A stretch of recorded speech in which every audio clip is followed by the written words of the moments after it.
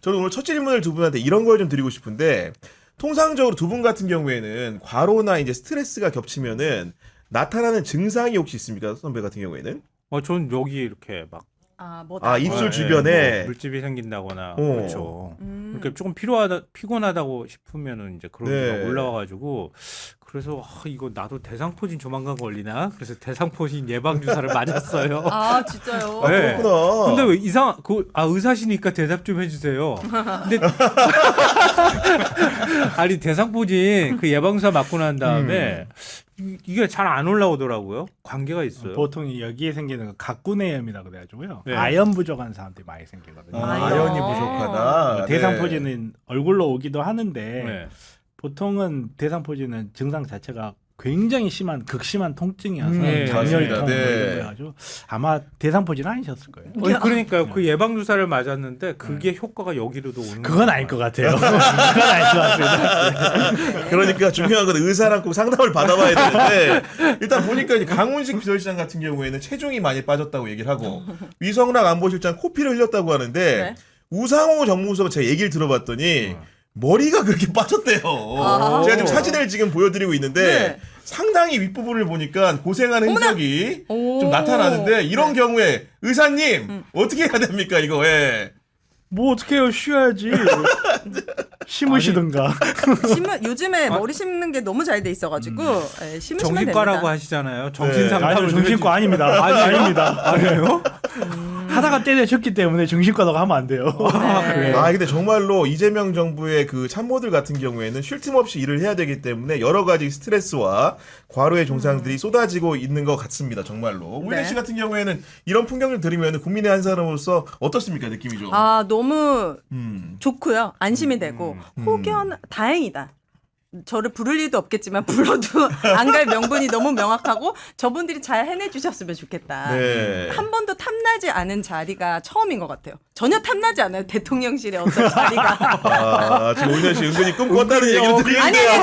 아니, 예전에는? 전혀 아니고, 예, 정말 대단하신 네. 분들이다. 사명감으로 하시는 것 같아서 응원합니다. 아니 뭐 이렇게 해가지고 이제 몸이 전체로 아프신 분들이 있는 반면에 우리 윤석열 씨 같은 경우에는 이분은 정말로 이제 정말 아픈 건지 깨병인지 영역이 굉장히 궁금한데 오늘 같은 경우에도 구속 적부시면 그렇게 아프다면서 기어 나옵니다. 네, 어떻게 봐야 됩니까 이거? 이거 변호사로 바꿔야 되는 거 아니에요? 먹던 술 끊고 그러면 네, 이렇게 부작용? 온 부작용이 다 일어나거든요. 네. 중독자들이 보통 하루 이틀 정도 막 근육통 오고 약간 아. 미열도 나는 거 하고 손발도 떨리고 막 그러다가 우울증 오기도 하고 막 그래요. 네. 그리고 아주 심한 사람들은 진전선망이라 그래가지고 정말 심하게 가는 경우가 있는 것 같은데 윤석열 씨한테 개인적으로 해주고 싶은 이야기는 운동 좀 해. 그만 먹고.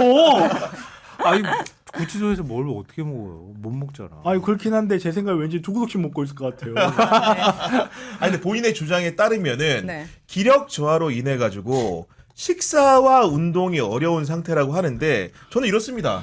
식사를 하고 운동을 해야 기력이 나는 그렇죠. 거거든요. 그러니까. 기력이 저하돼서 이런다고. 식사 운동을 못 된다는 인과관계가 아니 이런 딱 맞는 말이야. 예. 날일수록 더 해야 되고 그리고 한번 생각해 보세요. 밖에 있을 때 금준미주는 천인열이요 하고 처먹고 있었는데 그 안에서 그게 지금 입맛에 맞겠어요? 제가 봤을 때는 못 먹고 있을 수도 있긴 하겠다. 아, 그래요? 아니 정말로 거기서 뭐가 맞겠냐고요 자기 그렇지. 입맛에. 원래 먹어보던 거에 거기다가 비하면 옛날 어른들이 그랬어요. 이런 얘기 비슷하게 하면은 굶겨 이렇게 그렇죠. 얘기했지. 제가 하고 싶은 말이 그 말이에요.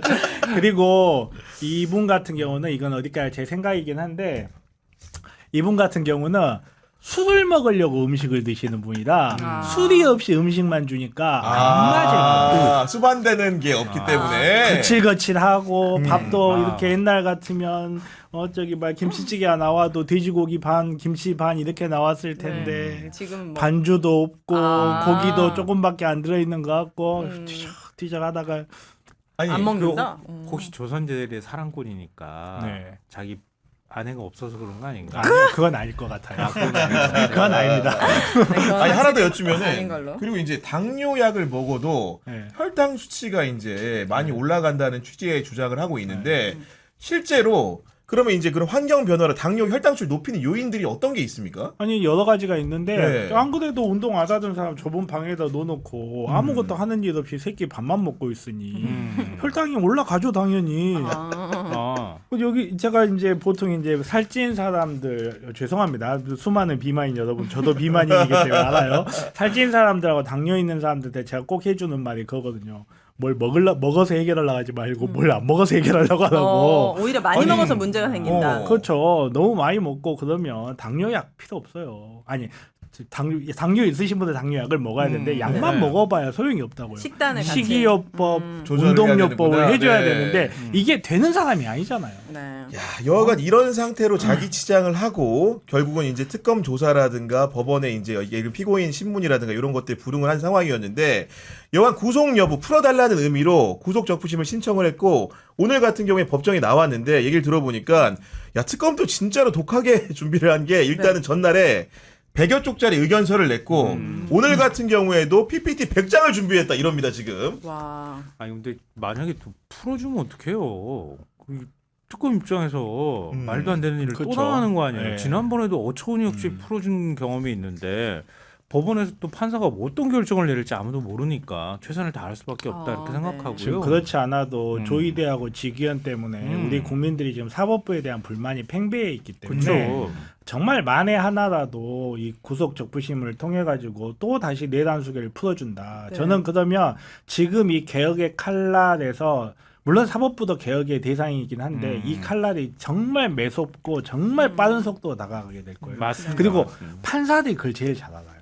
그렇겠죠. 그렇죠. 네. 그렇기 때문에라도 저는 이거 절대 인용 안 해줄 거예요. 아니, 근데 그리고 예를 들어서 뭐 네. 다른 명분이 있다고 하면 예, 모르겠는데 명분이 없잖아요. 똑같아요. 똑같은 상황이 계속 사유가 불러도 안 정과 나왔잖아요. 동입니다 이게. 그러게요. 아프단 그러니까 말밖에 안 하잖아요. 오로지 하는 말이. 그냥 이것도 그냥 일종의 정치 투쟁이라고 봐요. 저는 그렇죠. 뭐 어떻게 해서든 일단 막 다른 골목에 가 있기 때문에 맞습니다. 네. 갇혀 있기 때문에 뭐라도 해야 되는 상황이니 냈던 거다. 뭐 이 정도 우리가 그렇죠. 의미 부여하면 될 것 저도 같고요. 그렇게 생각해요. 더 그 이상도 이하도 아닌 것 같고요. 이렇게 몸부림을 치는 모습을 지지층이나 아니면 국민의힘 의원들한테 자꾸 보여주면 네. 윤석열이 어디 사라지지 않았다. 나 아직 남아 있다. 그러니까 나 버리지 말아라. 그리고 나를 계속 지원해 달라. 뭐 이런 메시지를 아니 동시에 그런 보내는 메시지를 거죠. 주려면 좀 멋있게 줘야 될 거 아니에요. 그러니까요. 지지하는 사람들한테 저게 우리 대통령이다 딱 할 수 있게끔 그래야지. 멋있게. 네. 지금 혈당 멋있게. 수치 안 내려간다. 계단 오르기도 힘들다. 뭐 이런 걸로 어필하기에는 너무 아니잖아요. 아 영치금이나 좀 어떻게 하라 그래. 영치금. 아니 영치금도 그래요. 영치금도 솔직하게 이야기해서 영치금을 채운 게 지지자들인지 양평댁인지 어떻게 알아요? 양평대? 아 이제 여기 양평대. 양평댁이라는 것은 아마도 아. 이제 네. 누가 어떻게 알아 그거를? 근데 이제 뭐 마치 지지자들이 네. 뭐 하루 만에 다 채웠다는 식으로 이야기를 하는데 뭐 게리롱 푸리롱 하시는 분이 뭐 자기가 뭐 영치금을 넣었다 막 이런 이야기 하는데 그것도 굉장히 정치적 메시지고 영치금을 뭐 하루 만에 다 채웠다. 저는 솔직히 이게 정말로 지지자들이 채웠을까도 저는 사실 의심스러워요. 네. 이분들이 돈도 많은 분이고 양평댁 돈도 많고 솔직히 강아지 사료값 한 달만 아껴도 400원 넣겠다. 아 그렇죠. 근데- 열한 마리. 근데 그거를 못 넣고 있었다는 게 사실 말이 안 말이 되죠. 안 되죠. 그러면 결국은 윤석열 이자의 지지가 아직도 살아있다라는 것을 억지로 그렇죠. 짜내기 보여주기 위해서 위해서, 네. 영치금 쇼를 한 거다. 저는 그렇게 보여져요. 아니 네. 그거 왜 달리 네. 설명할 방법이 없어요. 아니 그럼 이제 변호사이시기도 하니까 제가 여쭤보면은 우리 구독자들을 그 시청자들을 위해서 지난번에 그 지기현 재판부 때 첫 번째 구속됐을 때는 구속 취소를 했죠. 네. 근데 이번에는 구속 적부심을 했는데 일단 둘 차이가 좀 어떻게 됩니까? 구속 취소는 판사 직권이에요. 음. 그러니까 신청서를 내긴 했는데 네. 그 신청서라는 것도 판사한테 구속을 취소해달라 이 결정을 해달라는 거고 적부심이라는 거는 이미 구속 자체는 적법한데 네. 그 이후에 사전 변경 같은 게 있어가지고 더 이상 구속의 필요성이 없어졌으니 네. 이제 좀 풀어달라 이런 건데 솔직히 구속 적부심도 일반적으로 사용되는 방법이 아니에요. 그렇죠. 누가 구속 적부심 하지도 않고 아니 며칠 전에 구속됐는데 무슨 적부심이야. 그러니까요. 네. 그런 게 워낙 이제 드문 어. 일이고 정말 할 수 있는 건 다 하는 지금 정말 법꾸라지의 모습을 보여주고 있는데 그냥 발버둥 친다는 생각밖에 안 들어요. 지난번에 탈옥했을 때는 아니, 구속 취소였어요. 구속 적부심이었어요. 취소요. 취소했어요. 아, 취소였군요. 아예 네. 구속사유가 소멸돼 버린 네. 형태로 된 네. 거고 네. 이거 같은 또 하나 여쭈면은 그럼 저는 이렇습니다. 건강 상태가 안 좋으면 제가 알고 있는 법적 상식에 의거하면 구속 적부심을 할 게 아니고 후속 집행정지를 해야 될 것 같은데 왜 구속 그건 적부심을 아니에요. 내는 구속 아닙니까? 적부심이라는 예. 절차 자체가 네. 법정이 돼 있어요. 형사소송법에 아, 네. 예, 구속이 되고 난 다음에 구속 적부의 심사를 받을 수 있다라고 법정이 돼 있기 때문에 네. 법정된 절차를 따라가는 거죠. 법정된 네. 절차대로 하는 거다. 그렇죠. 뭐 구속 집행 정지 같은 경우는 예를 들어서 음. 뭐 있다가 당뇨가 너무 심해져가지고 의식이 없어가지고 병원에 가 있어야 된다. 막 이런 아주 예외적인 상황이 아니면 저는 직접 본 적이 없어요, 정말. 그러면 그게 깨병도 통해요? 예를 들어서 약간 막 쓰러지는 척 할 수도 있잖아요. 자, 근데 병원에 갔는데 잘하는 되지. 뭐 혈당 수치 같은 게 되게 정상이고 의사가 괜찮다고 하면 다시 또 안락사 시키죠 뭐. 아니 그러니까 혹시 그 연기도 통할 수 있느냐? 이런 안 게- 통하죠. 아니 의사들이 해태는도 네, 아니고. 옆에서 바로 이제 아. 진단을 하고 그렇죠. 이제 주기 때문에 그런 건데 아니 근데 뭐 전직 대통령은 그런 경우 많았죠. 박근혜도 그렇고. 그쵸, 네, 막. 박근혜도 바깥에 그렇고. 나와, 아니, 바깥에 사실 나와가지고 뭐- 막 들어놓고 막. 사실 뭐 코골이로 사고 가신 분도 계시고 그랬잖아요, 우리 역사에. 근데 아. 윤석열은 그게 되겠느냐? 제가 봤을 때 윤석열은 안 된다. 아니 그리고 저는 개인적으로 좀 못마땅한 거는 특검이 많이 준비해 와서일 거라고 믿겠습니다만은 일단은 구속 적부심 신문을 이렇게 길게 하는 것도 이해가 안 되니까 아직 아마도 이제 보도 보면 안 끝난 것 같은데 오늘 오전 10시 15분에 시작해서 낮 12시 23분쯤에 이제 1차로 종료가 됩니다. 네. 그다음에 1시간여 뒤에 점심 먹고 나서 다시 열었는데 저는 구속 여부를 결정하는 구속 전 피의자 신문을 이렇게 길게 한다는 게 이해가 되는데 얼마 전에 구속된 사람이 적부를 다투는데 이렇게 길게 우리가 시간을 써야 되는가? 근데 지금 특검도 100장 준비해 갖고 네. 윤석열 측도 140장 준비해 왔다고 하잖아요. 한 장에 30초만 잡아도 지금까지 걸릴 시간이죠. 네. 그리고 특검도 만에 하나를 대비하지 않을 수 없으니까 그만큼 열심히 준비를 한 거고. 네. 그리고 윤석열 측도 제가 봤을 때 윤석열 측은 할 말이 진짜 없었을 거예요. 할 근데 말이 어떻게 진짜 140장이 나와요? 그래서 변호사들이 돈을 많이 받는 거예요. 장당으로 치기 때문에 만듭니다. 없는 것도 저희는 만듭니다. 뭐 글자 크기가 막 크고 이런 거 아니겠죠? 그럼요. 자간 이렇게 조절해. 근데 아무튼간에 이제 자기네들도 뭔가 한 달을 보여줘야 되니까 100장을 냈어. 그러면 우리 좀 더 낼게 해가지고 아마 140장 이렇게 해가지고 내면 왔다 갔다 하는데 30초씩만 해도 시간이. 충분히 걸릴 시간이고 네. 제가 봤을 때는 지금 가장 큰 피해자는 판사예요. 판사. 그러니까 앉아서 계속 새끼들 뭐라고 하고 있는데 들어는 봐야 될 거고 네. 100장짜리 넘어가는데 그 페이지 수만 보고 있을까 지금 67페이지니까 이게 만약에 기각되면 또 윤에서는 또 항소할 수도 있나요? 뭔가 할 수도 있죠. 항소는 아니고 네. 항소는 아니고 이제 항소는 1심에 이제 사형이 나오면 아. 거기에다 항소하는 거고 네. 여기에 구속적 부심에 대해서 이의 신청은 없죠. 아, 네. 없어요. 그러니까 결정되면 구속 끝이에요. 문제에 대해서는 뭔가 정리가 되는 느낌인데 저는 이렇습니다. 사실은 피의자들이 정말 여러 명 일반인들까지 포함되어 있는데 이 대통령이 보여주는 행태가 우리 일반인들한테는 적용되는 전례가 저는 본 적이 없거든요. 이렇게까지 해주는 걸. 그래도 끊임없이 피의자 인권을 보호해야 된다고 얘기를 하잖아요. 이건 뭐 어떻게 설명을 해야 될지 모르겠어. 자기한테 인권이 있다고 자꾸 주장하고 자기 인권을 보호해달라고 얘기하는데 그럼 앞으로 이제 다 이렇게 하면 되겠다 싶은 생각도 들어요. 그러니까 법질서를 똑같이. 예. 그러니까 다 불러서 이제는 아유 나 다리가 아파 힘드니까 야 조사하고 싶으면 니들이 와. 니들이 와서 조사해. 우리가 그러면 다 사지를 들려가지고 끌려 나갈걸요? 아, 당연하지. 사람 그걸 차별할 말해. 것 같은데. 그러니까 아까 그 얘기하는 도중에 그 비슷한 표현이 나왔던 것 같은데 전직 대통령이라고 뭐 전직 대통령도 아니죠. 파면당했으니까. 맞아요. 네. 맞아요. 일반 피의자랑 네. 똑같은 거고요. 그런데 나 전직 대통령이야 그러면서 막 발버둥 칠 때 아유 진짜 일반 피의자 같으면은 한 대를 때려서라도 끌고 갈 텐데 네. 억지로 사지를 묶어서라도 끌고 갈 텐데 이것도 나 묶여서 끌려 나왔어 이러면서 그러니까 또 피의자 윤석열을 인권 보호해달라고 난리 칠까봐. 윤석열을 묶어서 끌고 나올 때는 저는 개인적으로 케이블 타이 꼭 쓰시기를 권유합니다. 팔 다리 이렇게 케이블 타이 쭉 묶어가지고 한 줄로 쫙 깨면 되거든요. 아 그거는 문 잠글 때 쓰는 거 아니었어요? 저 사람 손발도 묶을 수 있어요. 아. 이렇게 들고 가면 되니까. 그렇구나. 필요하시면 이야기하세요. 제가 몇 개 사다 드릴게요. 근데 이제 사실은 정부의 좋은 일도 있지만 일부 이제 그 어둡다고 하긴 그렇고 약간 이제 긴장되는 일들이 있는 건데 인사청문회가 이제 오늘로서 마감이 되면서 결국은 주말 중에 전부 다 갈 것인지 일부는 못 갈 것인지 뭐 이런 것들을 결정해야 되는 상황인데 정필승 변호사는 기본적으로 이 상황 좀 어떻게 보고 계십니까? 청문회 상황. 대통령이 누구를 뽑으시면 저는 납득할 겁니다. 아, 그래요? 누구를 저는 납득 납득한다. 못합니다. 네, 저는 누구를 뽑든 납득. 우리 오유대 씨는 지난번부터 말씀하신 저는 게 좀 교육부 있죠. 장관 네. 이진숙 후보에 대해서는 납득할 수가 없어요. 특히 교육 현실에 대해서 정확하게 모른다는 게 청문회를 통해서 밝혀졌기 때문에 저는 지금 교육의 대수술이 필요한, 대개혁이 필요한 시점에 이분은 적합하지 않다. 그리고 이 사람을 후보로 추천한 사람 누군지 진짜 난 너무 궁금합니다. 그렇게 많이 훌륭한 분들이 계시는데 이렇게 파면 팔수록 뭔가 석연치 않은 부분들이 많이 나와서 네. 저는 반대입니다. 우리 김성환 변호가 굉장히 어려워졌습니다. 지금 이렇게까지 한 단계씩 오고 있는데. 아니요, 안 어려요. 네. 저는 마음을 굳혔고요. 개인적으로 판단을 했어요. 네. 그러니까 가능하면 저는 좋게 보려고 하는 입장이잖아요. 네, 맞아요. 근데 강선우 후보의 경우에도 청문회장에서 처음에 얘기하거나 낮까지 얘기할 때는 그래도 고해도 되겠다는 생각은 좀 했어요. 굉장히 따뜻하고 태도도 일단은 나름 준비를 해가지고 나왔고 네. 그리고 의원이 질문할 때도 아주 공손하게 답변하는 이런 태도를 보면은 막무가내로 안 된다고 말하기도 어렵거든요.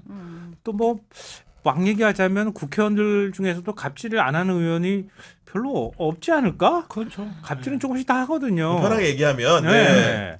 근데 그 갑질의 범위를 어디서부터 어디까지로 얘기할 거냐 이것도 좀 애매모호하기도 하고 그랬는데요. 그게 저는 가장 문제라고 생각하거든요. 우리나라에서 지금 가장 오염된 단어가 3개가 있는데 하나가 빨갱이고 하나가 2차가이고 하나가 갑질이에요.